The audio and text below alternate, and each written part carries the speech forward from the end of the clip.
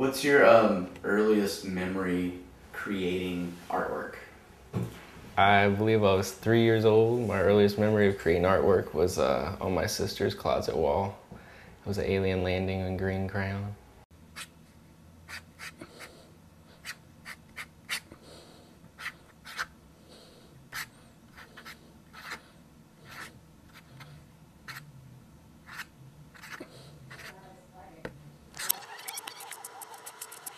My full name is Roman Zelgatas. Roman Xerxes Zelgatas. And how old are you?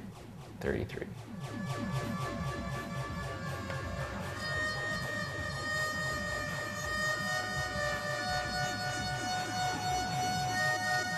Have you always drawn with both hands? Or is that something you... Always starting when, but my parents said I was ambidextrous. You know, the babysitters and the school teachers said I was ambidextrous through 3rd grade or something, but I don't have much memory of it. I just remember not being able to turn right or left when they said right or left. I was like trying to think what the hand I write with, and I'd go either way. But then I think up through 5th and 6th grade, I stuck using my right hand. Then by 27, I decided to see if both were as good for some strange reason. And so what, do you always create with both hands now, or? Most all the drawing part and the line work with the painting is done with both hands. Unless I'm in a rush, I don't fill in the color with both hands, because it's usually a balance situation of staying on the canvas and how you're actually pushing a brush when you're pushing in the color. It's a little more difficult. So how do you feel that working with both hands simultaneously in the drawing part affects the creation as compared to just working with one or the other? For myself, working with 2 hands has sped up the process by at least a factor of 4. I feel like the idea is more pure. I don't really have to think that deeply. The thought's already there, and I'm not like pondering perfection. I'm just on the emphasis like a drag strip, just full wide open, just trying to make something that's I have a connection with at that moment. Do you go in with any sort of plan as far as the imagery or the content, or does it just come naturally as you? It depends on the time I have for a piece, and okay, like time is kind of everything for the pieces. If no one's around, no one's looking, doesn't matter how long I'm taking to plan it, I can just go. But to go with that one idea, to go with it, it's usually I have to stick to some kind of basis, whether it be male, female, alien theme, biblical theme, something, and just kind of go with that. And what is a lot of the imagery that seems to pop up in your work? I think a religious experience. Anything else? Multi-dimensional access. Do you have any specific colors that you like to use a lot, or is it just vary piece to piece? Or what is your... I prefer darker stuff. I have been doing fluorescence, but I'm trying to offset it with darker shading or darker colors around it. But I like the bright colors a lot. Seems to make it look more lively. What are some of your influences as far as other artists that are...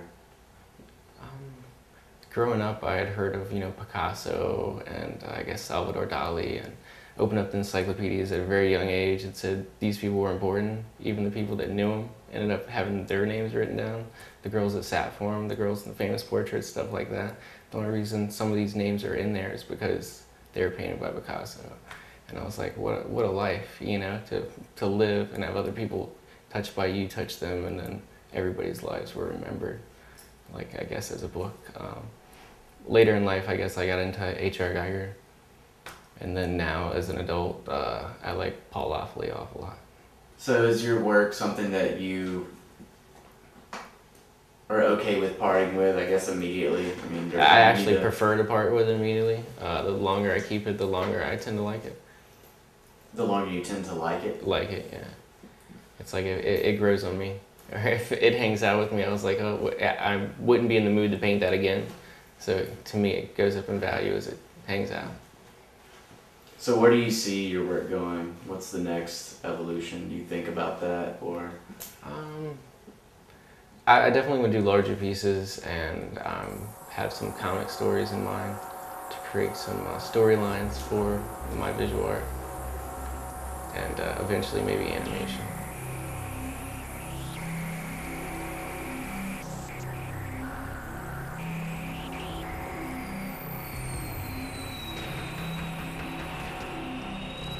I just had, you know, a really strong memory of using both hands.